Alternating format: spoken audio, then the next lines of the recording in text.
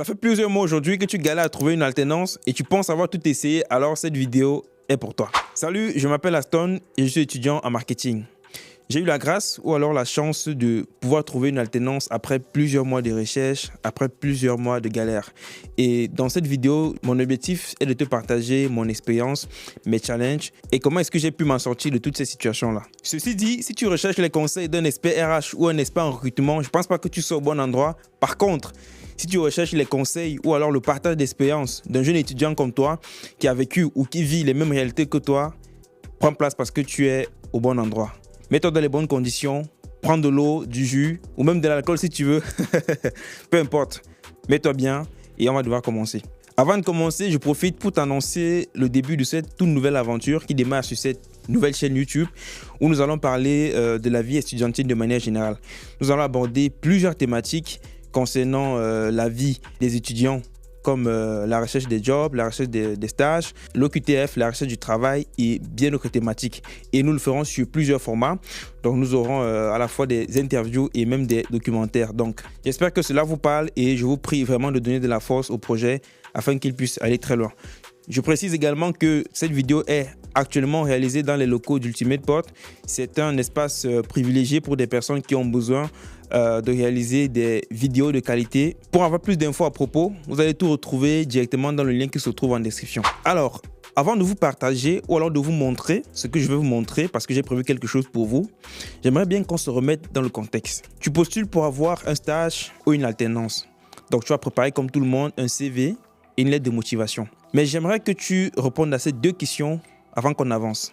Est-ce que tu es conscient qu'à côté de toi, il y a 200 à 300 personnes qui ont exactement fait la même chose que toi, qui ont envoyé un CV, une lettre de motivation pour pouvoir accéder à la même entreprise? La deuxième question à laquelle je veux que tu répondes, c'est si on te demande à toi de manière honnête la raison pour laquelle, parmi les 200 à 300 candidatures que l'entreprise a reçues, pourquoi on devrait te choisir?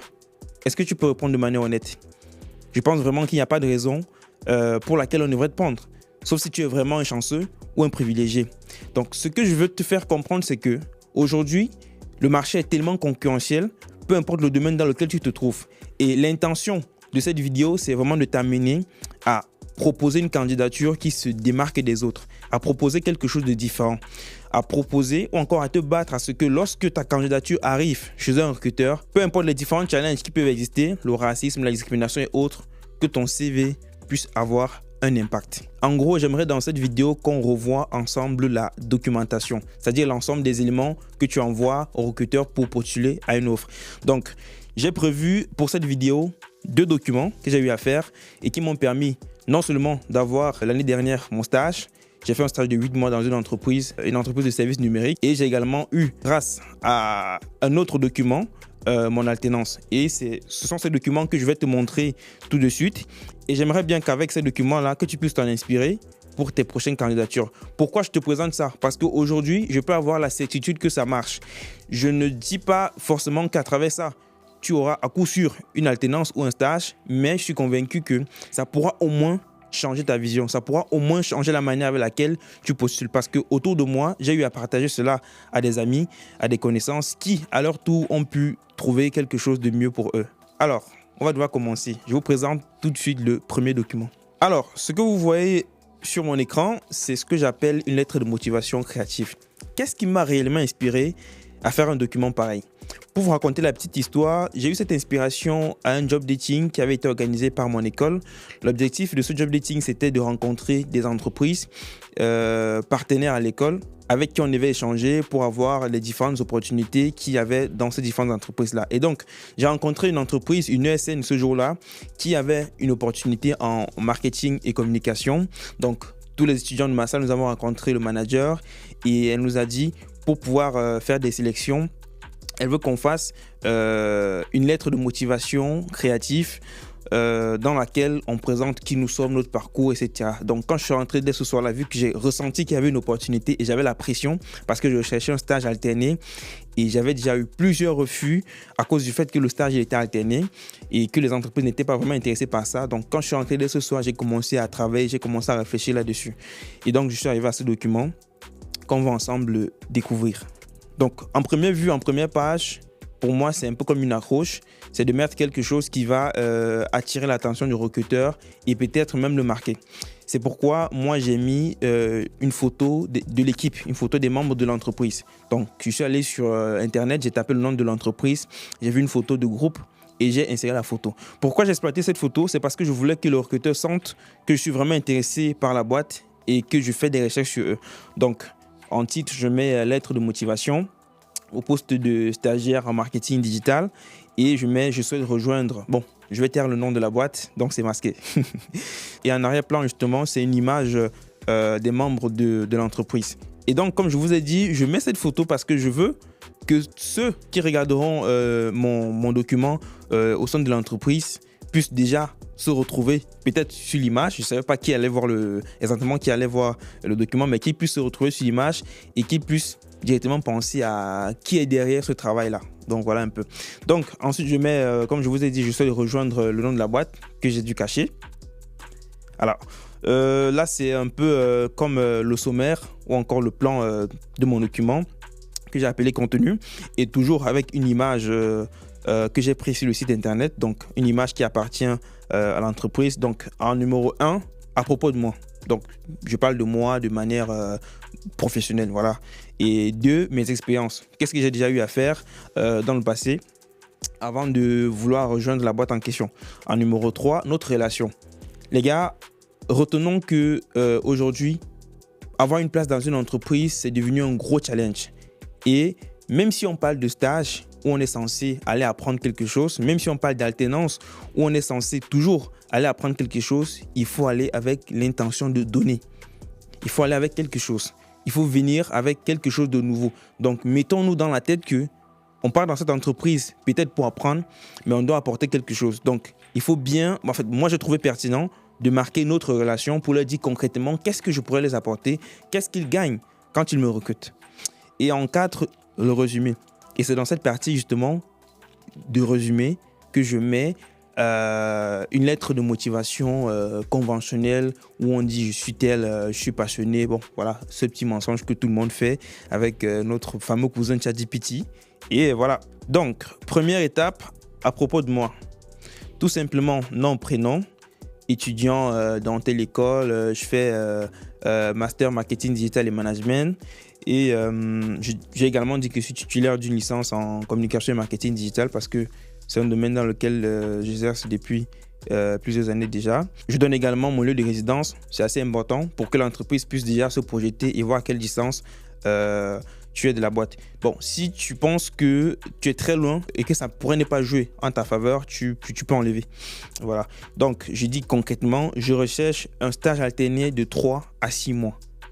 À propos de moi, il sait déjà qui je suis, il sait dans quelle école je fréquente, il sait où je vis et il sait ce que je veux. Je veux un stage alterné de 3 à 6 mois. Peut-être l'expression n'est pas très améliorée ou très professionnelle, mais il sait déjà quand même pourquoi je suis là. À côté, il y a bel et bien une image qui est là. Elle n'est pas mise de façon anodine, c'est une image professionnelle.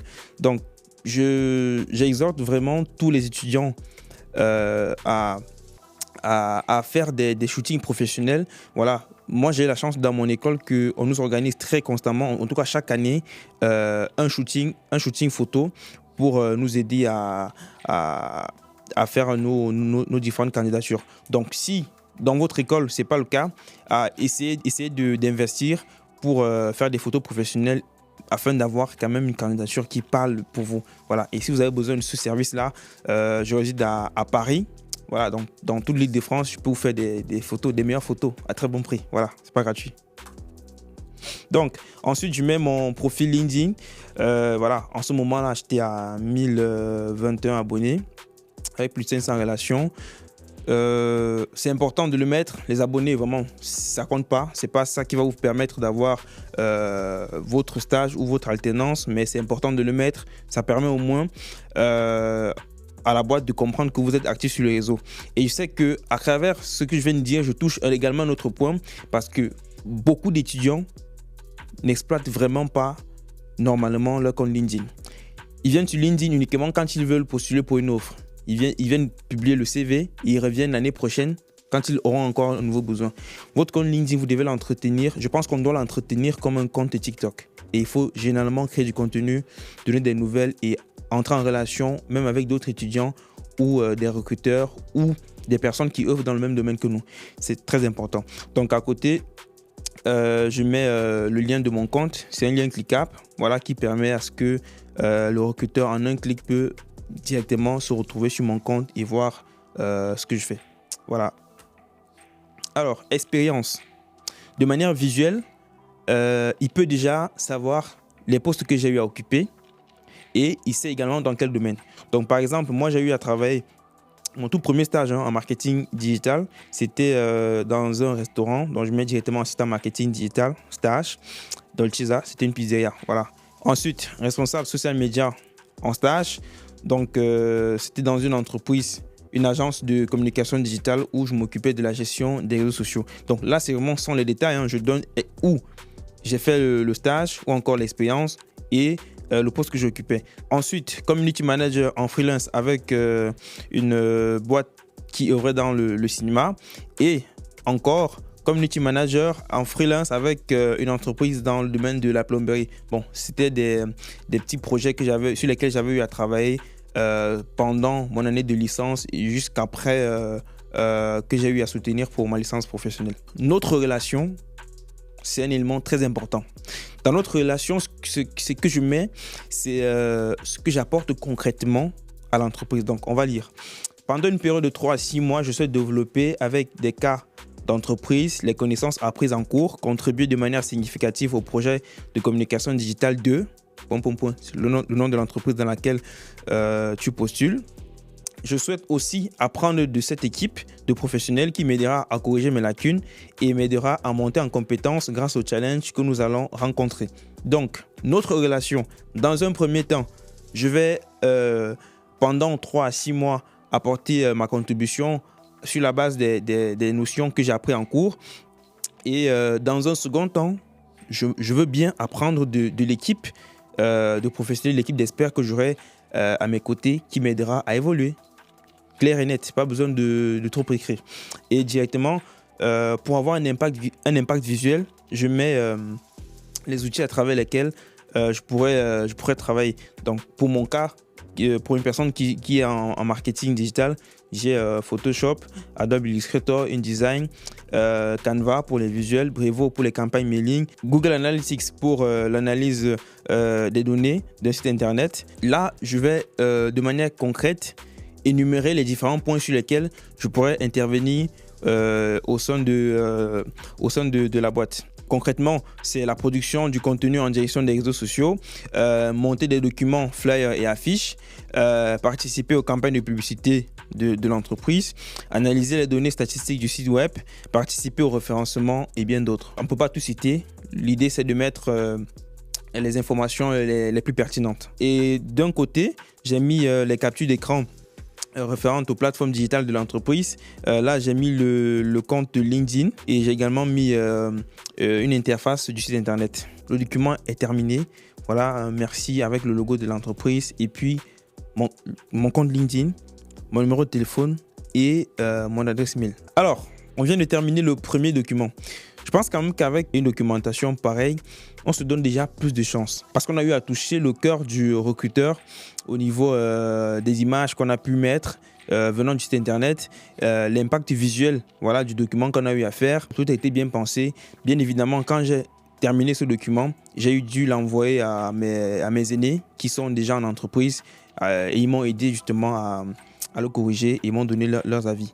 Donc, je pense vraiment que ce document, il est valable, je pense même pour la recherche d'un CDI, il est assez complet. On va maintenant se diriger vers le deuxième document. Et celui-là, c'est un portfolio. Je pense quand même que si vous êtes étudiant ou habitué au monde du travail, vous savez ce que c'est qu'un portfolio. Donc, ça va un peu dans le sens de la lettre de motivation créative, mais la vision n'est pas exactement la même. Alors, nous voici avec donc le deuxième document. Vous allez remarquer que moi, je fonctionne beaucoup avec des photos professionnelles. Ce sont très généralement des shootings, soit via l'école, soit des shootings où j'ai eu à payer. Donc, je vous invite vraiment à investir un petit budget là-dedans parce que la qualité de votre image parle aussi. C'est vrai, c'est pas, comme je dis, c'est pas ça qui va faire en sorte qu'on puisse vous donner un stage, qu'on puisse vous recruter, mais c'est assez important. Donc, en première image, c'est voilà, portfolio, mon nom, Master 1 Marketing Digital et Management. Qui suis-je? Je suis Aston Judah, étudiant en Marketing Digital et Management, en Master 1 dans telle école. Alors, je vous invite à parcourir les pages suivantes pour découvrir les grandes lignes de mon parcours professionnel. Je mets mon compte LinkedIn. À ce moment-là, voilà, il y avait eu un peu plus de choses qui sont passées. J'étais quand même à 2051, mais comme je l'ai dit, c'est pas le nombre d'abonnés sur le réseau, c'est pas ça le plus important, mais c'est d'avoir juste un réseau qui est actif. Elles m'ont fait confiance. J'ai mis les différents logos des entreprises dans lesquelles j'ai eu à travailler, donc justement les restaurants, l'agence de marketing digital, l'entreprise du cinéma et bien sûr le logo de l'entreprise dans laquelle j'ai fait mon stage de 8 mois. Mes compétences, design graphique, Photoshop et Canva, social media, il y a Meta Business Suite et Autre Suite. Tournage et montage vidéo, les différents outils que j'utilise. Publicité digitale, Google Ads, Social Ads. Analytics, SEMrush et Google Analytics. Alors, quelques affiches. Donc, je voulais montrer un peu ce que j'ai eu à faire. Donc, ces affiches-ci, je pense qu'elles datent de 2023. Alors, ensuite, quelques comptes sur lesquels j'ai eu à travailler. Donc, le compte du restaurant, celui de l'entreprise qui œuvrait dans le blogging pour l'agriculture et un autre pour le domaine de la maternité. Je mets également d'autres compétences. Ensuite, tournage et montage vidéo, plusieurs vidéos professionnelles et interviews réalisées. La fin de ce document, je pense qu'elle est un peu audacieuse. Ça constitue également un call to action. Êtes-vous prêts? Ensemble, écrivons l'histoire de votre marque. Je mets mon contact, je mets mon adresse mail et je mets le pays. Bon, le pays parce que moi, j'étais disponible, j'étais ouvert à faire une alternance dans toute la France, peu importe la ville. Je pense qu'on a fait le tour du document. Voilà les amis, les 2 documents qui m'ont aidé au bout de ces dernières années pour ma recherche de stage et d'alternance. L'avantage, c'est que quand je fais un document pareil, je le garde en template. Et donc, quand je postule aujourd'hui, par exemple, pour intégrer Orange, voilà, je mets les informations d'Orange, je mets la charte d'Orange, donc une couleur orange, du noir et du blanc. Par contre, si je postule dans une autre boîte, je dis n'importe quoi, NG, voilà, je me mets dans l'ambiance et les couleurs de la charte graphique. Après, je pense que ça dépend vraiment aussi, ça dépendra vraiment aussi de votre secteur, du domaine dans lequel vous postulez, parce que moi, je prends tout ce temps parce que je suis en marketing. On nous demande de la créativité, on nous demande de faire quelque chose de différent. Mais vous qui êtes peut-être dans le développement web, la comptabilité, le commerce, les ressources humaines et autres, vous pouvez faire ces documents, vous pouvez appliquer ce même processus que moi j'applique, mais peut-être le faire avec moins de pression sur le plan visuel, moins de pression sur le plan graphique. Mais après, c'est toujours super important. Et je pense que si vous n'avez pas la possibilité de faire ce genre de document, parce que c'est une compétence, il faut savoir le faire. Moi, j'ai pris des mois, voire des années pour apprendre à le faire. Donc, si vous n'avez pas cette compétence-là, essayez de voir quelqu'un autour de vous qui a un peu les codes de la créa.